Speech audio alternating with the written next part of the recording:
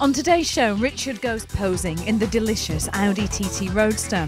Two driving instructors put the supercharged Jaguar XJR and the Audi through their paces. And you better watch out because Richard starts his rally training. But first, the all-new Audi TT Roadster.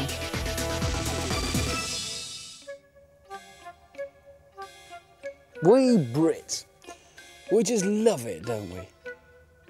Waiting. We just love to wait for anything. We'll wait and wait and wait for anything. Anything at all. And waiting is exactly what you'll have to do if you're in a lather to get hold of an Audi TT Roadster. In fact, you'll have to wait up to 9 months to get your hands on this outrageously shaped ragtop. But hold on, that might not be a bad thing because the TT Roadster starts at £30,000 and rises to £32,000. So you'll have 2 years in which to stash away the cash, to raid your kiddies' post office accounts or to help your great aunt Maud with those arrangements. So, how to describe it? Well, I don't know really. It's a bit Beetle and a bit Porsche Boxster, certainly in terms of the symmetry of it. It's a bit Fritz Lang with a touch of Buck Rogers thrown in for good measure. What I'm trying to say is it's modern. Look at it.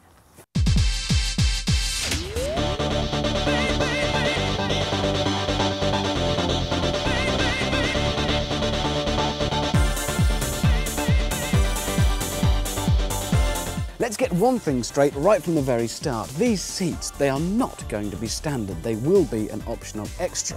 They will not be to everyone's taste because they look like baseball gloves. But apart from that, the rest of the interior, well, it's pretty much like the coupe version. It's extremely stylish, very discreet, and only the best materials are used throughout. Also, there are some motifs repeated that give it that extra special touch, like these aluminium rings with these dimples in them. They're everywhere, all over the place in here. Standard equipment will include a CD auto changer, air conditioning, and the electric roof. But hold on, who cares that it's as easy to drive as a saloon? Look at it, it's a sports car. I don't want relaxed and easy to drive, I want exciting and involving. Probably a better word for this is neutered. It's certainly not the most engaging drive I've ever had from a sports car. Having said that, it is based on the Audi A3 platform, by which I think they're trying to take over the world, as you'll find it under just about 9 out of 10 cars on the road today, as well as probably your washing machine and toaster as well. But it is a very, very good platform, so it is good news. With so much style and precision, you'd expect to have to pay a price. And if the price tag itself of £30,000 is no problem to you, don't forget that 9-month waiting list. There's no way round it, you will have to wait. And wait. And wait. And wait. And wait. And wait.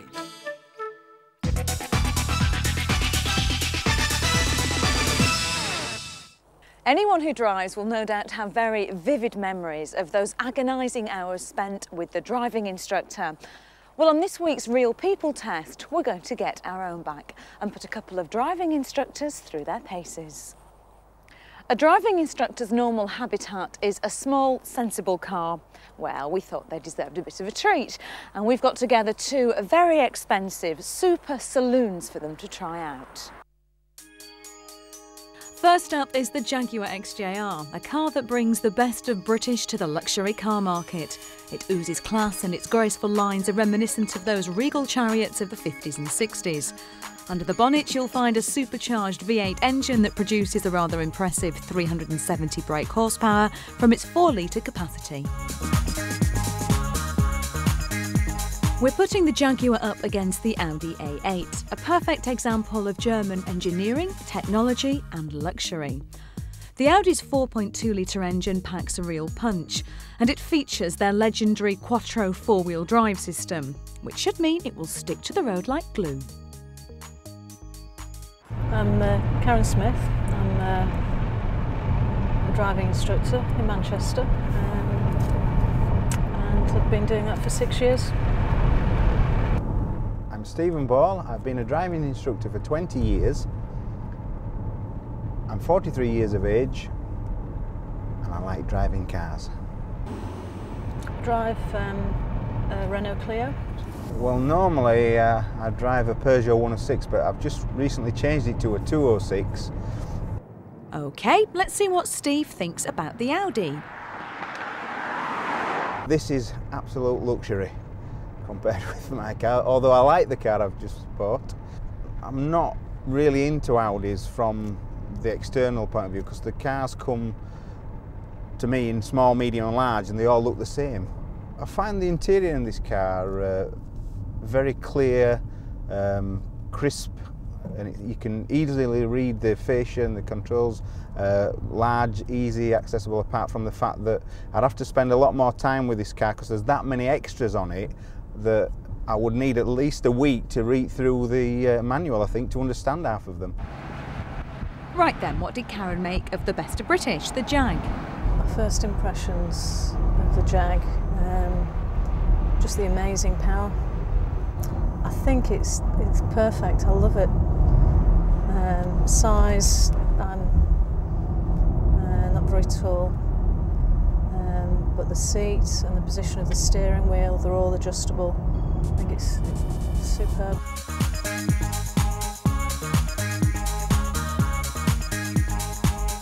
After a long morning out on the road, it's time to park up, to take a coffee break and to reflect on the morning's road test so far.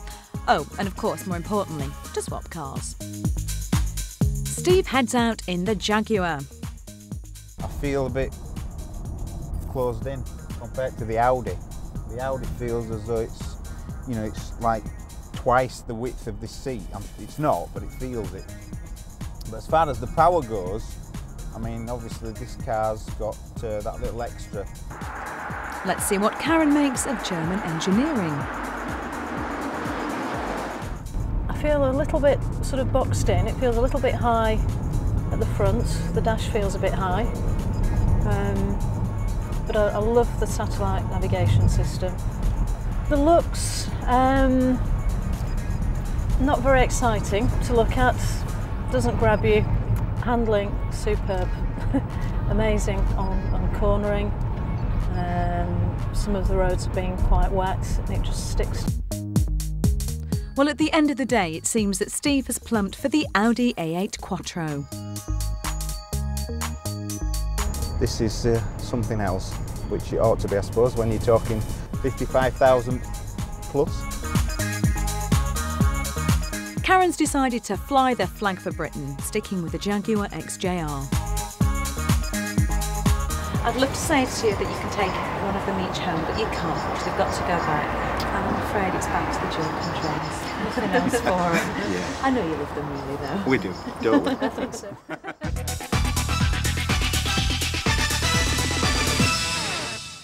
It's funny, isn't it? You get to do something you've always wanted to do, and then just as you're about to do it, you're not sure if you want to do it anymore.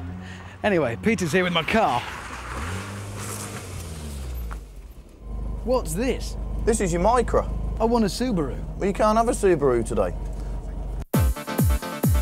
In case you haven't guessed, I've gone back to school, rally school. The motor show has entered a rally and I'm driving. I've never done this before and I've got just 3 days to prepare. Then I'll be competing against experienced drivers in the forests of North Yorkshire. Right, so it's a mirror signal manoeuvre. Yeah, but I'll have the mirror. Stops you looking at it.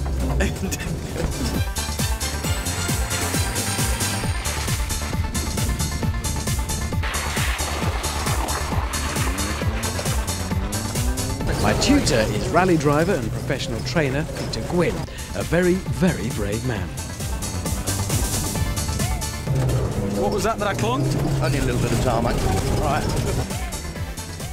All of the top rally teams use left-hand drive, front or four-wheel driven cars. Again, So the little Micra is an ideal starter.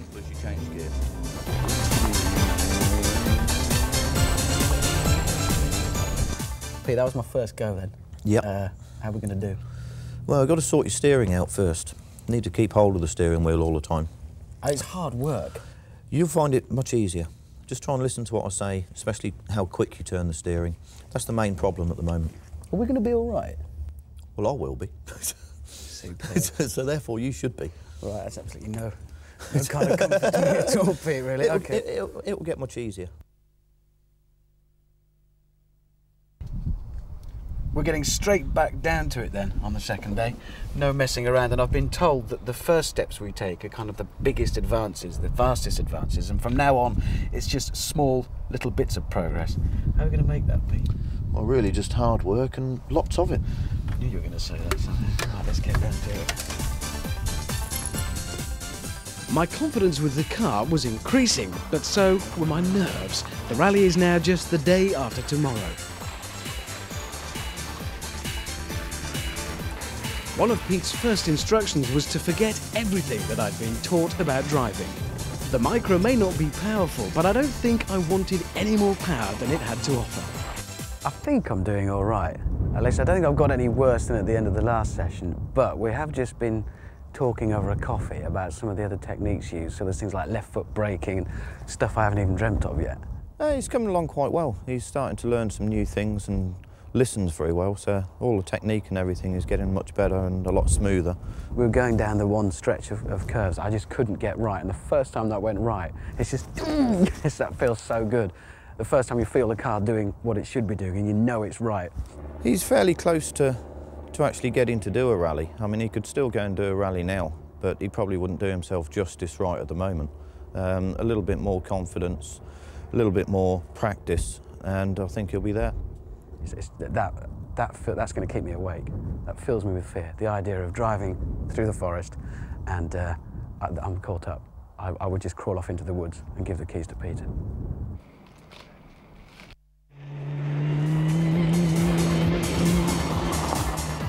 Okay, so by day 3 I'd learned a lot, but whilst a mistake on the training ground would result in a bit of embarrassment, a mistake out in the forests could be very, very serious. Every second of driving time was now crucial.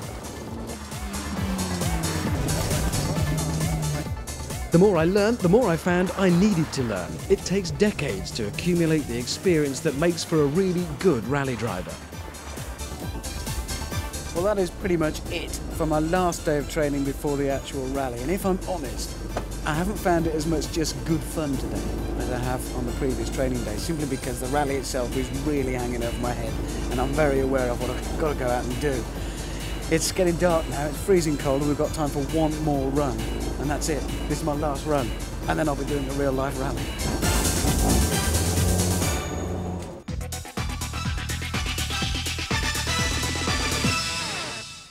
After the break, have you ever thought about getting 2 wheels instead of 4? Well, your questions are answered in Biker's Choice. And 3 big bad 4-wheel drives are given a good pounding.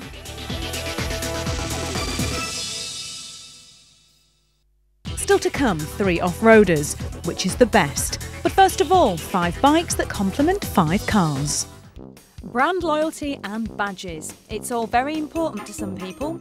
And here we have a Lotus, a Peugeot, a Porsche, a Land Rover and an Audi. A Peugeot, a Lotus, a Land Rover, an Audi and a Porsche. The fact is that car manufacturers are adding bikes to their options lists, which means you can get a badge, well, for peanuts. So you get a Lotus for £4,500, a Peugeot for under £1,000, or a Land Rover for 1,500 quid. Of course, we all remember Chris Boardman winning gold on a Lotus bike. This bike's worth £4,500. Basically because of all the carbon on it. The wheels are carbon, the frame's carbon, the forks are carbon, which keeps the weight down and also helps with the aerodynamics with the thin forks at the front. What about the Audi? Vorsprung Deutsch technique and all that? Surely value for money. For £2,500 you're definitely paying for the name. I don't think it's worth that kind of money, and it's not value for money at all. It's not looking good, is it? The Porsche must be better. If you turn up to a meeting on a bike like this, you basically get laughed at because it's just not the bike to be seen on. It may have a Porsche badge, but it's not going to be quality for the speed. All right. Well, Land Rover must be able to put together an off-roader. So how does theirs compare? It's a hard bike to comparison. It's very individual in the way it's designed. It's very individual in the way is designed to be used.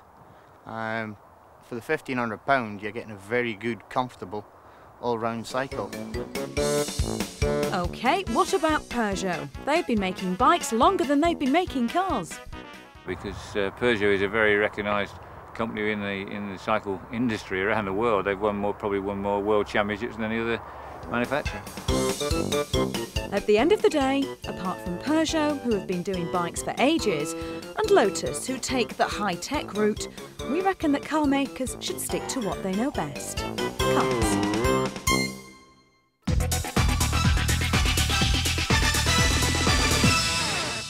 It's not like us on the Motor Show to drone on with tales of the past, recounting the history of the cars we look at.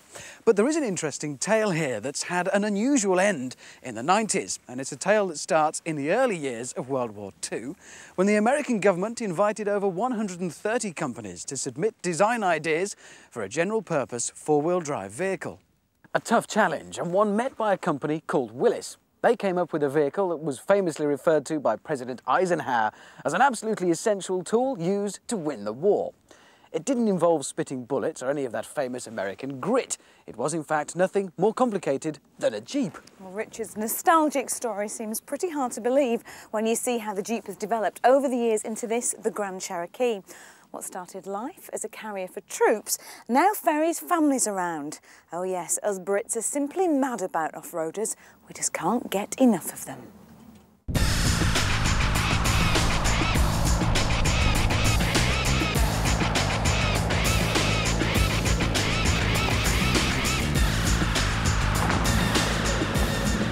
As well as the Cherokee, there are other off-roaders designed to offer comfort and sophistication, rather than the characteristics needed to win a war. And one such is the Land Rover Discovery. It does have its own name to live up to. The Discovery was born 10 years ago and designed to fit into a niche, offering customers more comfort and luxury than a farmer's rugged workhorse, for less pounds than a costly Range Rover. And then there's the M-Class, an attempt by Mercedes to combine off-road capabilities with the luxury of their E-Class estate car. Now, you may recall their first attempt, the G-Wagon. It may have been bold, but it was also bland, boring and, above all, big. Adjectives which certainly can't be used to describe this beauty.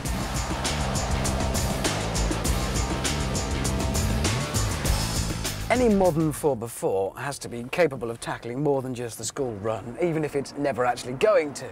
Should you or I put it in a tight spot, this particular Grand Cherokee is actually wearing specific off-road tyres, and it also has what Jeep claim is one of the most sophisticated off-road 4x4 traction control systems in the world.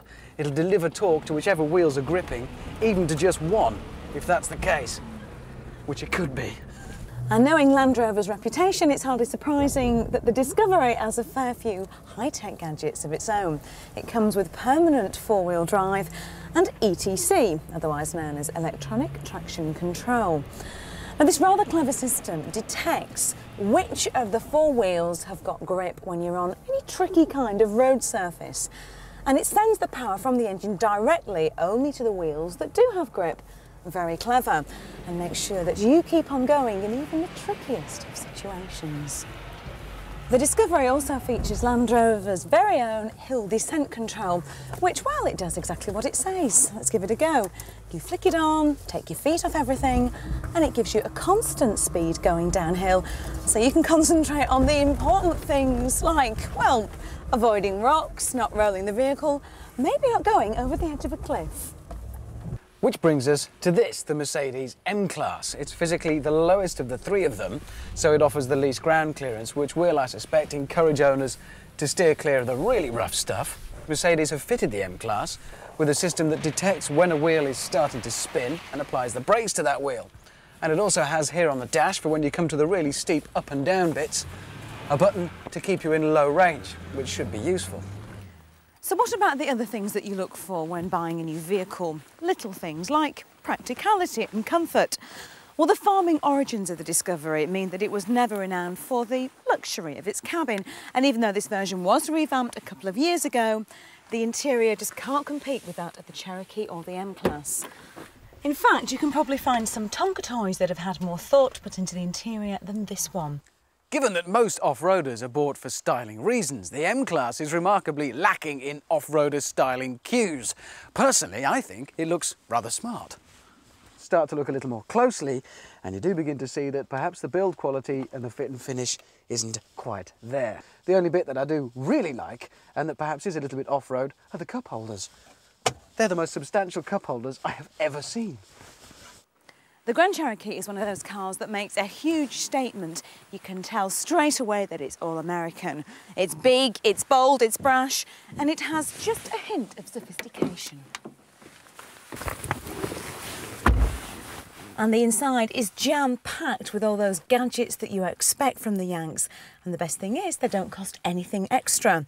The leather seats, air conditioning, cruise control, the lovely wood, like it or not, it all comes as standard.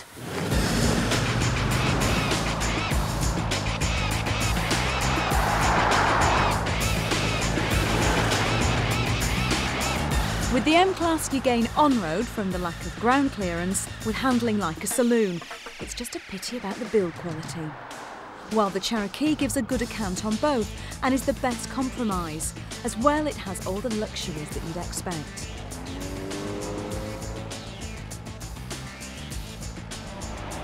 The Land Rover suffers on-road for its dominance in the mud, although the active roll control has improved the latest version. Maybe not enough to sway the school-run brigade.